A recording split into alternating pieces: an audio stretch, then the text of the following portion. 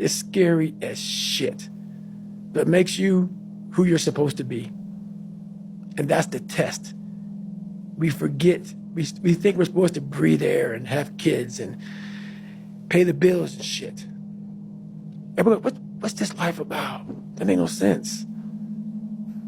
You're being tested, my friend. Tests come when you have not studied. My thought was like, fuck, somebody's doing it.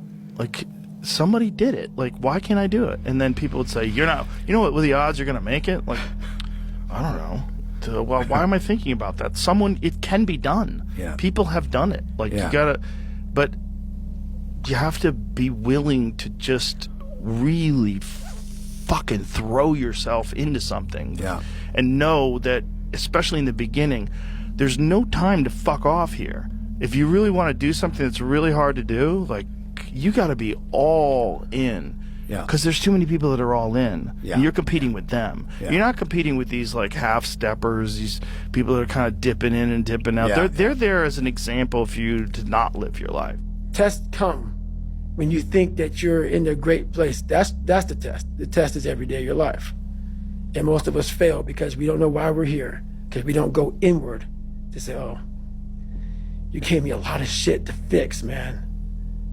And this test sucks. But then you start. You can't just go through life just showing up, eating, sleeping, and going to sleep. You're going to get depressed.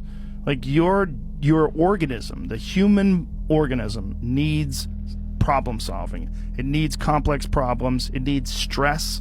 It needs some sort of difficult thing that you have to overcome. And through that, you relax. You can't just have happiness all day. Like, oh, I just want to be happy. Like, that's not real. Like, you have to face discomfort for you to appreciate happiness.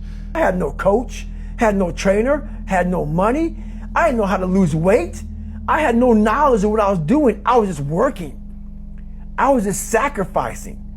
And then through that, all these different tools started coming up. But I would have never found these tools if I didn't put myself in a very uncomfortable place. There's consequences that you pay to constantly seeking comfort and avoiding discomfort and avoiding hard work. And those consequences are you're never going to feel self-realized. You're never going to feel like you accomplished anything. You're never going to have this feeling of understanding that difficulty and struggle and the ability to push through that is a muscle, and you develop that muscle by doing it. And once you do, you develop a lot of self-satisfaction, and you develop peace of mind, and you understand that you can overcome obstacles. If you don't have to overcome obstacles, you never know whether or not you can. Like what you were talking about with trigger time. Unless you are faced with actual adversity, you don't understand how you're going to feel and how you're going to react when you overcome that adversity. We all look for toughness. We all want it, but we look for it in a comfortable environment. You will not find toughness in a comfortable environment. Those of you who are listening to this, whoever hear this, you will not find it. I was trying to look for it everywhere. The only way you find it is to drown yourself in a position where you're just out of sorts, where you can't swim and you're drowning. Where you're drowning. You're drowning in life. But you say, you know what, man? Fuck that. I'm going to figure out how to fucking backstroke or fucking something. People that I know that don't do anything and don't take any chances and don't take any risks and don't exercise and just seek comfort are the most miserable, anxiety-ridden people I know. Comfort is easy. It's relaxing. It's nice. Yeah. But it's only relaxing if you've earned it. So that is what people don't get. That is what motivates David Goggins, is the unseen work. But everybody needs that pat on the back. They need that training partner. They need that accountability coach. I don't need that shit. And neither do they. But it's what we've trained ourselves to believe that we need.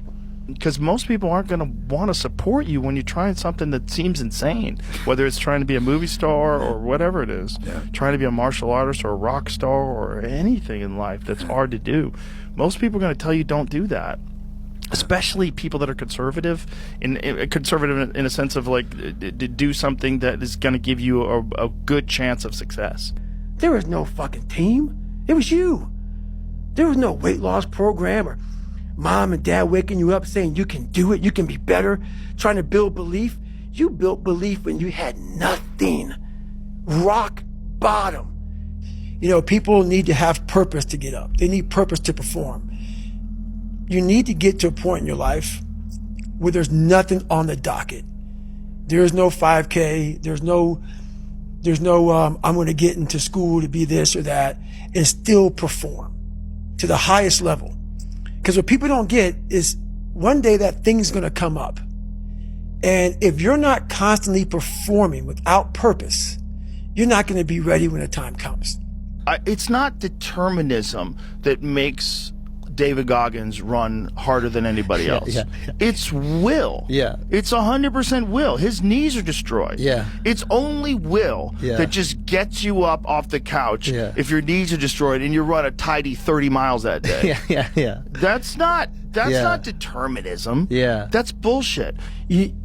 That's something that you have to develop.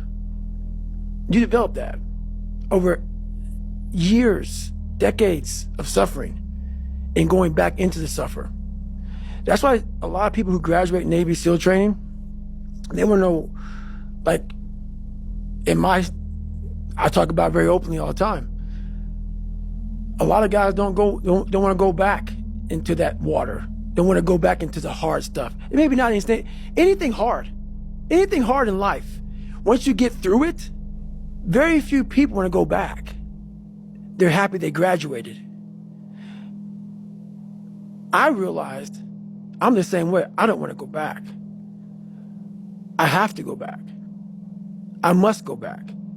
Because that is exactly where all the knowledge of my life exists. That's why losing in life is so important, whether it's getting dumped, getting fired, losing a game, loss. Those feelings where things didn't work out your way, that's important because it lets you know this is the bad feeling that comes when it goes wrong and you improve, and then it makes the good feelings of victory all the better. And I mean that, you know, in a relative sense, like even getting good at something, forget about victory, like making a terrible book that gets rejected by every publisher and then writing a really good one and people accept it and you're like, fuck, I got better. Yes. Like that's that that's feeling. interesting, yeah. Those feelings of failure are really critical for your motivation. Like, God, I feel like I'm missing something. Yeah, because it's about 75% of you is still fucking in there.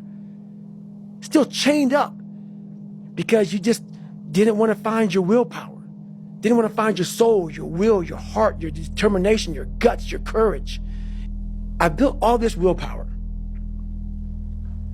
Do you think it's going to let me just retire because my knees hurt? It's telling me every morning, I wake up like, man, my knees hurt, my legs hurt, my body hurts, but you can still run. So why aren't you running? If you can still run, there'll be a time when you can't lace them up anymore, but you can still run. So I still run. When the time comes I can't run, the body will say, you just can't run. But if I can still do something, that willpower that I have created, it makes me do it every fucking day.